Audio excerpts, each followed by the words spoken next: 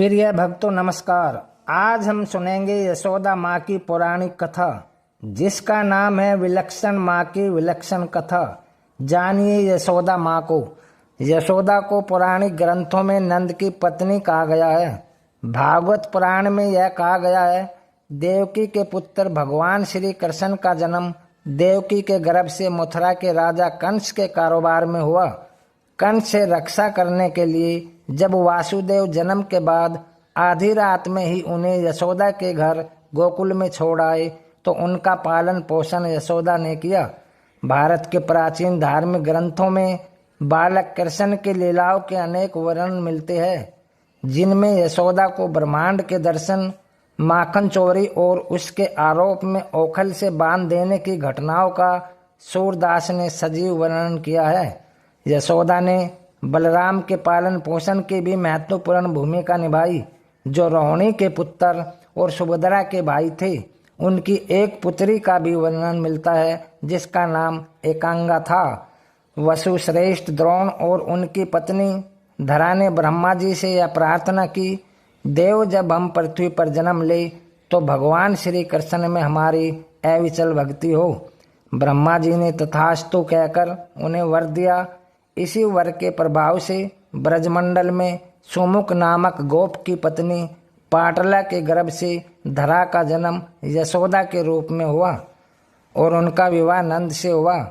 नंद पूर्व जन्म के द्रोण नामक वसु थे। भगवान श्री कृष्ण इन्हीं नंद यशोदा के पुत्र बने। पुत्र जन्म। श्री यशोदा जी चुपचाप शांत होकर सोई थी। रोहिणी जी की आंखें भी बंद थी। जब वासुदेव ने यशोदा की पुत्री को उठाकर कान्हा को यशोदा के पास सुलाया, तो अचानक सूती का ग्रह अभिनव प्रकाश से भर गया। सर्वप्रथम रोहिणी माता की आंखें खुली। वे जान गई कि यशोदा ने जन्म दिया है। रोहिणी जी दासियों से बोल उठी, अरे तुम सब क्या देखती ही रहोगी, कोई दौड़कर नंद को सूचना दे दो। फिर क्या था, दूसरे ही क्षण सूती का गार आनंद और खुशियों के कोलाहल में डूब गया। एक नंद को सूचना देने के लिए दौड़ी, एक दाई को बुलाने के लिए, एक सेनाई वाले के यहाँ गई। चारों ओर आनंद का साम्राज्य छा गया। विधिवत जात कर्म संस्कार संपन्न हुआ। नंद ने इतना दान दिया कि याचकों को और कहीं मांगने की आवश्यकता ही समाप्त हो गई। संपूर्ण ब्रज ही मानो प्रेमानंद में डूब गया। माता यशोदा बड़ी ललक से हाथ बढ़ाती है और अपने हृदय धन को उठा लेती है तथा शिशु के अधरों को खोलकर अपना स्तन उसके मुख में देती है। भगवान शिशु रूप में माँ के इस वात्सल्य का बड़े ही प्रेम से पान करने लगते हैं।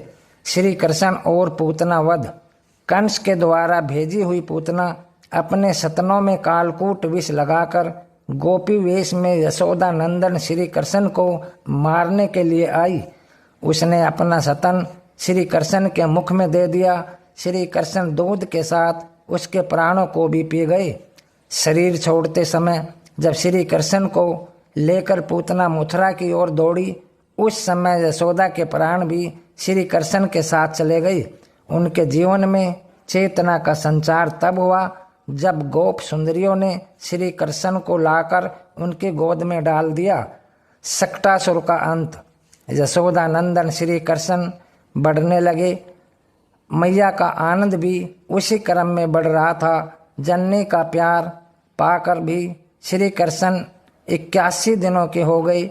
मैया आज अपने सलोने श्री कृष्ण को नीचे पालने में सुला आई थी। कंस प्रेरित उत्कच नामक दैत्य आया और सकट में प्रविष्ट हो गया। वह सकट को गिराकर श्री कृष्ण को पीस डालना चाहता था। इसके पूर्व हुए श्री कृष्ण ने सकट को उलट दिया और सक्टासुर का अंत हो गया। कृष्ण का मथुरा जाना। भगवान श्री कृष्ण ने माखन लीला, उखल बंधन, कालीय उद्धार, गोचारण, धेनुक वध, दावाग्निपान, गोवर्धन धारण, रास लीला आदि अनेक लीलाओं से यशोदा मैया को अपार सुख प्रदान किया। इस प्रकार 11 वर्ष 6 महीने तक माता यशोदा का महल श्री कृष्ण की किलकारियों से गूंजता रहा। आखिर श्री कृष्ण को मथुरापुरी ले जाने के लिए अकूर आ ही गई। अकूर ने आकर यशोदा के हृदय पर मानो अत्यंत क्रूर वज्र का प्रहार किया। पूरी रात श्री नंद जी श्री यशोदा को समझाते रहे, पर किसी भी कीमत पर वे प्राण प्रिय पुत्र को कंस की रंगशाला में भेजने के लिए तैयार नहीं हो रही थी। आखिर योग माया ने अपनी माया का प्रभाव फैलाया। यशोदा जी ने फिर भी अनुमति नहीं दी। केवल विरोध छोड़कर वे अपने आंसुओं से पृथ्वी को भिगोने लगी। श्री कृष्ण चले गए और यशोदा विक्षिप्त सी हो गई। उनका हृदय तो तब शीतल हुआ जब ये कुरुक्षेत्र में श्री कृष्ण से मिली। राम श्याम को पुनः अपनी गोद में बिठाकर माता यशोदा ने नवजीवन पाया।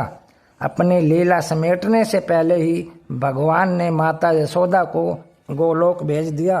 प्रिय भक्तों, प्रेम से बोलो जय श्री कृष्णा, जय श्री कृष्णा। वीडियो कैसी लगी कमेंट करें, लाइक और सब्सक्राइब अवश्य करें।